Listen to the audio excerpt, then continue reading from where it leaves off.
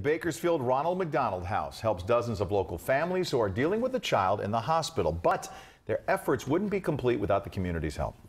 23 ABC's Leslie Marine is live from Southwest Bakersfield, where happening this morning, one local DJ will be bearing the Bakersfield heat to do his part. Well, Mike and Lauren, if you've listened to Hot 94.1 in the mornings, you've probably heard Romeo. While the DJ may be a bit controversial, starting at 6 a.m., he'll be climbing to the roof of this McDonald's here on Stockdale and California to raise money for families facing tough times. If you love me or hate me, that's how we determine how long I'm going to stay. For hours, Romeo in the mornings will swelter in the hot heat.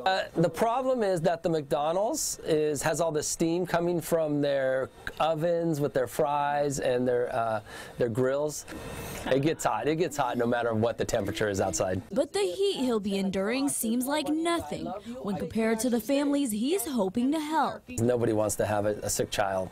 And it's got to be tough enough just to sit in some cold, dark hospital room. Every dollar raised to keep Romeo on the roof will go towards continuing to house local families at the Bakersfield Ronald McDonald House. His families can just come and take a break from being in the hospital environment. Since the home opened in 2009, Bakersfield has been able to house nearly 3,000 families who, without the help, would have to spend most of their time in the hospital or away from their loved ones. And so, you know, when parents have a sick child, they're so concerned about that sick child.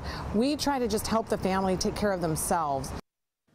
Well, this is how today will work. You can either place your donation into an I Heart Romeo bucket or an I Hate Romeo bucket. No matter how you feel, 100% of those donations will stay right here in Kern County to help these local families. Coming up, we'll talk about why this issue hits so close to home for this DJ. Back to you.